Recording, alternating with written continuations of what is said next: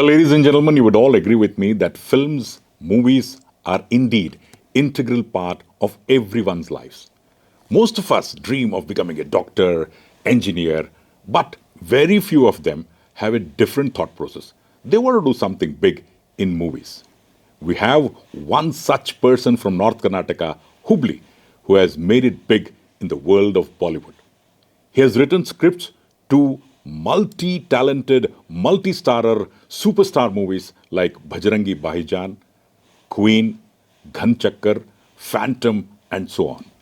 Yes, I'm talking about Parvez Sheikh, who is indeed a most sought after scriptwriter in Bollywood. But his humble beginnings started off in Hubli. So let's now listen in to Parvez Sheikh about how his dreams transformed into reality. The topic: the story of Dreamcatcher from Hubli to Bollywood, or as they say in Kannada, from Hubballi to Bollywood. Yeah, I left Hubli to go to, my dream was to go to Bombay and work in an ad agency. The dream was not to go to Bollywood. Bollywood happened much later. I had a cousin sister who was in advertising, and so I want to be in advertising. So I left Bombay to join St. Xavier's College in Bombay, left Hubli I mean. And after that, after my 3 years in Xavier's, I got a job in an ad agency. And I think I was in contract for about 10-12 years. I was a creative director. And it's only after I got a bit fed up of advertising did I decide to move into Bollywood.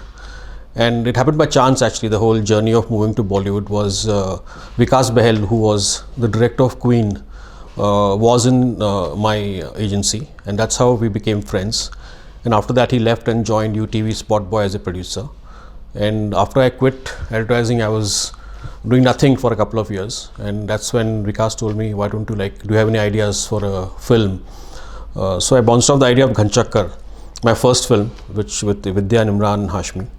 And it was just a one-line idea. It was just about an idea of a con man, a bank thief who steals money and then forgets where the money is kept. So he loved the idea and he said, why don't you start writing it? And that's how I got signed up for my first film. And that's how my journey into Bollywood began. But the thing is that because Bollywood, at least for initially, doesn't pay very well, I didn't quit my day job. I still had my day job. I used to work in ad agency and then come home and write in the night. And it's only after Queen, after Ghan Chakkar did well, and then Vikas had this idea of Queen and he got me on board to write Queen. And it's only after Queen was released that I quit my day job and then started working, writing scripts full time. Because I think what happens in advertising kind of gives you a certain standard of life, and the money Bollywood pays initially is not very great. So for me to do that, I had to write 2 films, get them released, and then get a full-time job as a screenplay writer. That's my short journey from Hubli to Bollywood. Well, Mr. Parvez Sheikh, I have a few questions to you. Queen brought you into the limelight, right? After that, expectations from the people soared high. How did you cope with that and move forward? Yeah, the thing is, after Queen, there were a lot of offers, as with most people who write good films. I mean, films do well, they do get a lot of offers, but the trick is to choose and pick which films you want to work on and which directors you want to work on. About that time, I met Kabir Khan, who I had a huge respect for, and he was doing his next film, Phantom, and we met and we really got along well and we hit it off. And then he got me on board for Phantom. And we wrote Phantom, which had Saif and Katrina, and then we kind of stuck a nice rapport, me and Kabir. So, which is why then we after that we also wrote Bajrangi Bhaijaan, and then in between that there were a couple of other films also which happened, and then but I think Bajrangi and Queen and Ghan Chakkar are the films I'm most proud of. And after Bajrangi then came Tube Light, and there was Bazaar, which was done with Saif again, and the last film was Blackmail with Irfan Khan. Yeah, it's very tough to break into the screenplay writing business in Mumbai. Frankly speaking, I was a bit lucky because I knew Vikas, and it was more for I didn't have to struggle so much. The struggle comes only when you start writing it. But to break into it, normally there are two ways to do it. One is people either go to a film school or they become ADs to directors. So once you become an AD, and that's when you pick up everything on the job, and that's when you start kind of writing it, and then pitching your work to directors and to producers. But the trick is that to keep writing and writing. If you write 5 scripts, one will get made. There's no guarantee that it will get made in the end of the day. So it is a bit tough, but the thing is to keep writing it, keep meeting people, having good contacts in the industry, and then hope that someone likes the script and produces it.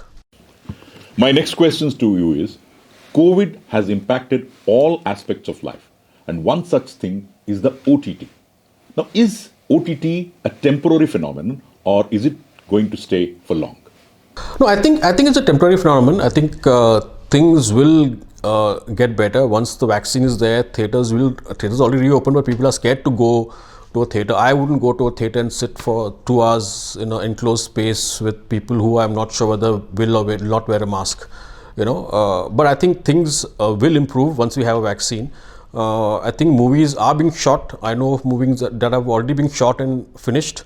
There is a lot of work is happening. Only thing is the shooting has become less. But I think one of the few people who have work are writers, because now is the time to do content, because this is only a temporary situation, and at some point people will want to have stories to start shooting. So I think other than the shooting part, the writers have a lot of work because people are writing, and thanks to also OTT platforms, theaters are not the only option right now. So a lot of films, as we know, are being released on OTT platforms. It's a temporary thing, and I think it will. I think by next year, things should at least 80 to 90% go back to normal. So according to you, the OTT is only a temporary phenomenon, and people will come back to the older ways. So according to you, what the media and entertainment industry should do at this juncture? Netflix will thrive, and they're thriving all over the world. That won't stop, but now because films which are supposed to be released on theater are going to Netflix because that's the only option left. But the minute theaters reopen, big blockbusters will want to be seen in theaters.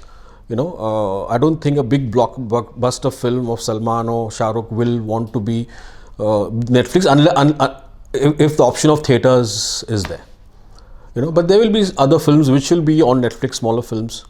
But I feel the blockbusters, I think they would prefer it to be a theatrical release than an OTT release. So you mean the industry is transforming in a way? It is. I think having an OTT platform has given producers also an option. Otherwise, you have the film stuck in the cans and sitting there doing nothing. At least this way, there's an option of getting it out on OTT. Also, I think people are looking at smaller films now. People are looking at smaller budget films. They're not looking at big films where you need to be shot in 6 to 8 countries. They want things are more contained, which are more controlled, probably within India, which doesn't have elaborate sets. It doesn't need you to go to different countries to shoot. That is because of the economic consideration, and also it's safer to shoot, I guess, within India rather than traveling. We feel proud that you're from Hubli. Well, what do you have to say to the people who have dreams and have certain goals to achieve in their life? The trick is to be ruthless. If you want something, you should go for it. Irrespective of what people tell you, irrespective of whether it's working or not working for you, you should go for it. When I left Hubli to go to Bombay, I didn't know what to expect.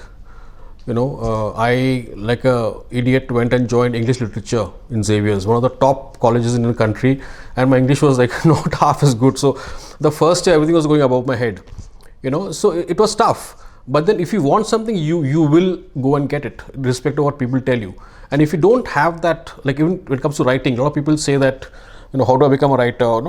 My thing is amateurs talk of writing, professionals write. You write.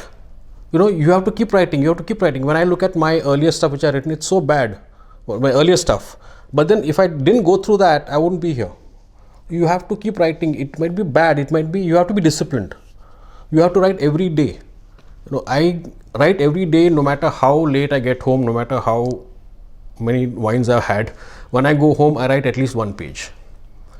It might be horrible, it might be the worst one page I've written, but then you have to have the discipline to say, I will go home and write.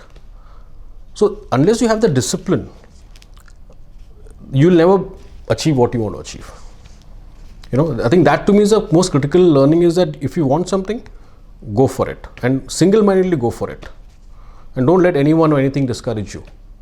Now, whether you succeed or not, it's up to you, but you should go for it. You would agree with me that several youngsters from North Karnataka have the will and discipline. Do you suggest that such youngsters also can dream big and become successful writers in Bollywood? If not successful writers, can they make a name and mark for themselves in Bollywood? I don't know what people, I wish there were more people in the Hindi film industry from the south, from Hubli, Dharwad, and they're not enough. Most of the writers and directors are primarily from the heartland or the north of India.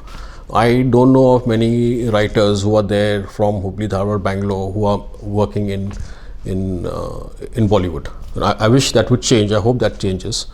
But then that's up to them whether they want that or not. My final question to you is, for every beautiful building, there needs to be a strong foundation. Just the way you were in Hubli. Now that must have put a strong foundation to your personality. How your stay in Hubli has helped you to reach and achieve success in Bollywood? I think growing up in any small town in India kind of gives you different perspective to life than growing up in a big city. That I think is known. If you look at some of the best writers or directors working in Bollywood right now, they are from small towns. I think it gives you a different sense of humor, a different way of looking at things, a different perspective on life, which is not there if you grow up in a big city. Any small town boy will tell you this, whether it's from south of India, north of India, west or east. So I think growing up in Hubli was a great thing.